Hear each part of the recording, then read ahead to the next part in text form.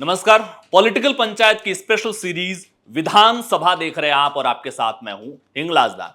विधानसभा इस सीरीज में हम विधान बनाने वाले, कानून बनाने वाले आपके जनप्रतिनिधियों ने विधानसभा से लेकर संसद तक क्या कुछ किया, उनके कामकाज के हिसाब से जुड़ा या फिर विधानसभा में किसी बिल विशेष पर बहस हुई हो तो उसके बारे में विस्तार से बात करते हैं। आज बात करेंगे राजस्थान में जो धर्म परिवर्तन, अवैध धर्म परिवर्तन पर नियंत्रण करने को लेकर के जो कानून आया, उस पर जो लंबी बहस चली, उसी बिल के बारे में बात करेंगे। उसमें क्या प्रावधान है, धर्म परिवर्तन की प्रक्रिया क्या बताई गई है, अवैध धर्म परिवर्तन कैसे बताया गया है, अवैध धर्म परिवर्तन होने पर क्या होगा, धर्म परिवर्तन के बाद घर वापसी, जिसे मूल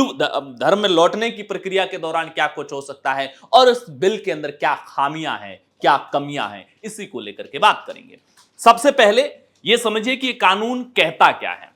इस कानून के मुताबिक किसी भी व्यक्ति या व्यक्तियों के समूह को लालच देकर के, अपने भाषण, बयानों, तकरीरों के जरिए किसी को इन्फ्लुएंस करके, डर दिखा करके, पैसों से या उसे भ्रम में रखते हुए अगर धर्म परिवर्तन कराया जाता है तो इसे गैर कानूनी धर्म परिवर्तन माना जाएगा। अब सवाल यह है कि अगर आप इसे गैर कानूनी धर्म परिवर्तन मानते हैं तो फिर धर्म परिवर्तन करना किसी भी व्यक्ति का अपना अधिकार है, तो फिर वो धर्म परिवर्तन करेगा कैसे? इसमें धर्म परिवर्तन की प्रक्रिया भी समझाई हुई है। अगर किसी व्यक्ति को अपना धर्म परिवर्तन करना है तो सबसे पहले उसे अपना धर्म परिवर्तन करने से पहले अपने जिला मजिस्ट्रेट को, डीएम को सूचित करना पड़ेगा कि मैं अपना धर्म परिवर्तन करने जा रहा हूं, पहला। दूसरा, जो व्यक्ति धर्म परिवर्तन करा रहा होगा उसे भी जिला मजिस्ट्रेट यानी कि डीएम को यह सूचना देनी पड़ेगी कि फला दिन, फला जगह, फला आयोजन में, वो किसी धार्मिक जगह हो सकती है, वो कोई एक आयोजन विशेष तौर हो सकता है और वहां पर उस व्यक्ति का धर्म परिवर्तन कराया जाएगा। जब जिला मजिस्ट्रेट को यह जानकारी मिलेगी तो जिला मजिस्ट्रेट इस मामले में पुलिसिया जांच शुरू करेंगे और उस जांच के बाद में यह रिपोर्ट सामने आएगी कि यह धर्म परिवर्तन व्यक्ति की अपनी इच्छा से हो रहा है या उसे डर से, लालच से, धमका करके, किसी भी तरह का उसको भ्रम में रखते हुए किसी और गैर कानूनी तरीके से, जिसकी व्याख्या गैर कानूनी धर्म परिवर्तन की परिभाषा में की गई है, क्या उन तमाम तरीकों से तो इनका धर्म परिवर्तन नहीं हो रहा है? अगर पुलिसिया जांच में डीएम संतुष्ट होते हैं तो फिर वो धर्म परिवर्तन को मंजूरी देते हैं और उसके बाद में धर्म परिवर्तन होता है। धर्म परिवर्तन करने के बाद में उस व्यक्ति को फिर से जिला मजिस्ट्रेट के सामने पेश होकर के ये बताना पड़ेगा कि हमारा धर्म परिवर्तन हुआ है, हमने इतनी इतनी तारीख को, अपनी मूल जानकारी, पूरी डिटेल देनी पड़ेगी, अपने परिवार, पिता, अपने बारे में जानकारी देते हुए कि हमारा ये धर्म था और अब हम इतनी तारीख को फला जगह इस धर्म में कन्वर्ट हो गए। ये जानकारी देने के बाद जिला मजिस्ट्रेट सार्वजनिक सूचना पट पर यह जानकारी पब्लिश करेंगे कि फला व्यक्ति, जिसकी मूल जानकारी ये है, उसने इतनी तारीख को ये मूल अपना धर्म परिवर्तन किया है।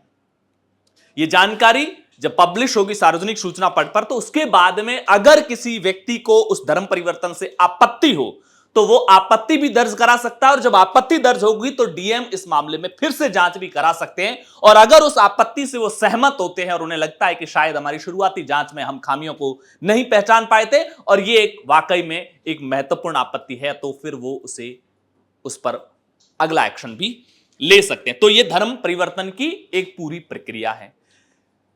इसी को लेकर के एक महत्वपूर्ण पहलू यह है कि अगर आप अपने एक धर्म से दूसरे धर्म में परिवर्तन करते हैं इन सारी प्रक्रियाओं के तहत तो वो गैर कानूनी माना जाएगा। लेकिन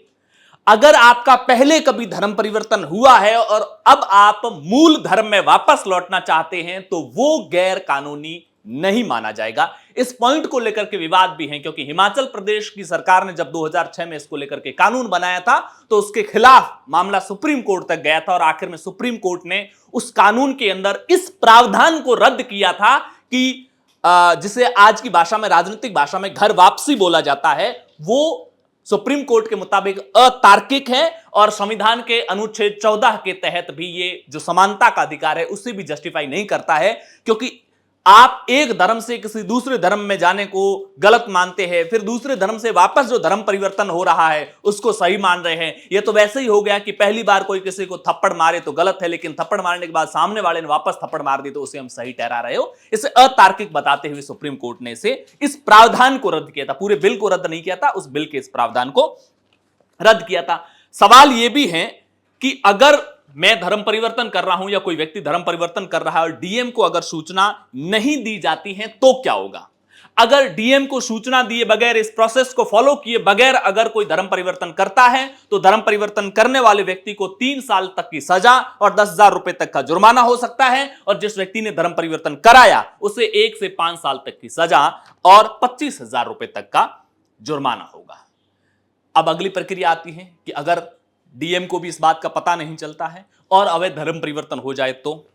किसी भी व्यक्ति के धर्म परिवर्तन की स्थिति में उसका कोई भी रिश्तेदार जिसे लगता है कि यह गैर कानूनी धर्म परिवर्तन हुआ है तो वो डीएम को शिकायत कर सकता है, और उस शिकायत के बाद जांच करके डीएम अपनी आगे की प्रक्रिया शुरू कर सकते हैं। सजा के प्रावधान हम बताएंगे, लेकिन इसमें एक विशेष बात यह भी है कि अगर जांच में यह साबित हो जाता है कि किसी व्यक्ति ने किसी का गलत तरीके से धर्म परिवर्तन कराया है तो पीड़ित को 10 लाख तक का मुआवजा भी दिया जा सकता है। सजा की अगर बात की जाए तो अगर किसी एक व्यक्ति का धर्म परिवर्तन कराया जाता है तो उसकी गुनाह के तौर पर 1 से 5 साल की सजा और 15,000 रुपए का जुर्माना होगा। अगर किसी महिला का, किसी नाबालिग का या SC ST वर्ग से ताल्लुक रखने वाले किसी का अगर गैर कानूनी धर्म परिवर्तन कराया जाता है तो 2 से 10 साल तक की सजा और 25,000 रुपए तक का जुर्माना होगा। और 2 या 2 से ज्यादा लोग यानी कि ग्रुप में अगर धर्म परिवर्तन कराया जाता है तो गैर कानूनी धर्म परिवर्तन कराने वाले को 3 से 10 साल तक की सजा और 50,000 रुपए तक का जुर्माना है। अगर इस तरह के कानूनों का इतिहास को देखा जाए, क्योंकि इस कानून को लेकर के दोनों पक्षों के अपने अपने राय हैं। 1960 के दशक में मध्य प्रदेश और ओडिशा जैसे राज्यों में इस तरह के कानून बने थे जिसमें जबरन, जोर जबरदस्ती से, लालच से धर्म परिवर्तन कराने के खिलाफ कानून आए थे। मामला सुप्रीम कोर्ट तक गया था और सुप्रीम कोर्ट ने उसके बाद में, सुप्रीम कोर्ट में दलीलें जो दी गई थी वो ये थी कि ये मामला केंद्र का है, धर्म, और ऐसे में कोई राज्य उस पर कानून नहीं बना सकता। सुप्रीम कोर्ट ने इसे सही मानते हुए कहा था कि चूंकि डिसिप्लिन मेंटेन करना, चीजों को ऑर्डर में रखना राज्य का विषय है और ऐसे में वो इस मसले पर कानून बना सकती है। दूसरा, अपने उस फैसले में सुप्रीम कोर्ट ने 1977 में फैसला दिया था, उसमें यह भी कहा था कि आपका जो धार्मिक स्वतंत्रता का अधिकार है वो धर्म को मानने का अधिकार है, अपने धर्म के प्रचार प्रसार का अधिकार है, लेकिन किसी दूसरे को धर्म का परिवर्तन करा के अपने धर्म में लाना यह आपकी धार्मिक स्वतंत्रता के दायरे में नहीं आता है। वो व्यक्ति स्वेच्छा से कर सकता है, लेकिन आप इन्फ्लुएंस करके अगर किसी को धर्म परिवर्तन करा रहे हैं और इसे आप अपनी धार्मिक स्वतंत्रता का नाम दे रहे हैं तो ये गलत है। अब इस सवाल यह आता है कि इस पूरे कानून को लेकर, राजस्थान में जो ये कानून आया है उसको लेकर के विवाद क्यों है? इसमें कई चीजें ऐसी हैं जो कंट्रोवर्सी क्रिएट करती है। जैसे धर्म परिवर्तन की प्रक्रिया के बाद डीएम सार्वजनिक सूचना पट के ऊपर पूरी इंफॉर्मेशन पब्लिश करेंगे। यह किसी भी व्यक्ति के निजता के अधिकार का उल्लंघन है। हो सकता है सिर्फ नाम के साथ सूचना पब्लिश हो तो फिर भी ठीक है। जो आलोचना कर रहे हैं उनका कहना है कि चूंकि उसमें पूरी डिटेल जाएगी, उसके परिवार की, उसकी लोकेशन की, उस व्यक्ति की, उसका फोटो तक जाएगा, ऐसे में उसकी प्राइवेसी का है, उसकी निजता के अधिकार का उल्लंघन है और उसके साथ में धर्म के प्रति कट्टरता रखने वाले लोग उसके साथ किसी भी तरह की गलत घटना को अंजाम भी दे सकते हैं। दूसरा, इस पूरी प्रक्रिया में कई जगह पर कंफ्यूजन आती है। जैसे एक व्यक्ति को धर्म परिवर्तन करना है, उसने डीएम को सूचना दी, डीएम कितने समय में ये जांच करेगा इसकी कोई लिमिटेशन नहीं है। डीएम की जांच प्रक्रिया के पैरामीटर्स क्या होंगे जिसके आधार पर यह माना जाए कि यह धर्म परिवर्तन कानूनी है या गैर कानूनी है, वो किन किन पैरामीटर्स को फॉलो करते हुए इस डेफिनेशन के तहत जांच करेगा, इसको लेकर के क्लियरिटी नहीं है। कोई व्यक्ति धर्म परिवर्तन हो जाता है, उसके बाद में डीएम की सूचना पट पे सूचना पब्लिश हो जाती है, अब इससे आगे क्या क्या प्रोसेस होगा, किस जगह पर जाकर के हम ये मानेंगे कि हां धर्म परिवर्तन की प्रक्रिया पूरी हुई, इसको लेकर के कोई क्लियरिटी नहीं है। क्या सूचना पट पे सूचना लगने के 30 दिन में अगर कोई आपत्ति नहीं आती है तो उसे सही माना जाएगा। और इसमें यह भी प्रावधान है कि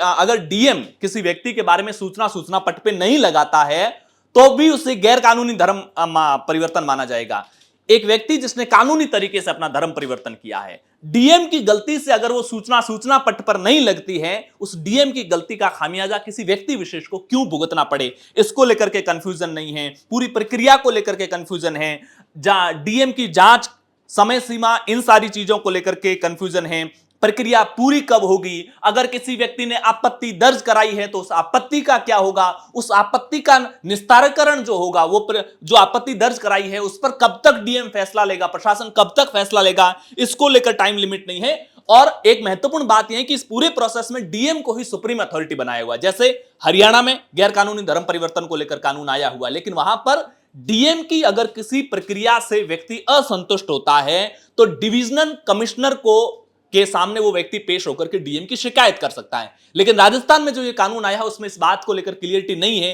कि अगर मान लो डीएम पक्षपात कर रहा हो, डीएम कानून के मुताबिक चीजों को फॉलो नहीं कर रहा हो, डीएम द्वारा फॉलो की जा रही है प्रक्रिया से अगर कोई व्यक्ति असहमत हो, तो फिर वो व्यक्ति कहां जाएगा, इसको लेकर के कोई इस पूरे मामले के अंदर क्लियरिटी नहीं है। दूसरी चीज, चूंकि धर्म परिवर्तन से पहले और धर्म परिवर्तन के बाद में डीएम को सूचना देनी पड़ेगी, जिला मजिस्ट्रेट को सूचना देनी पड़ेगी। एक व्यक्ति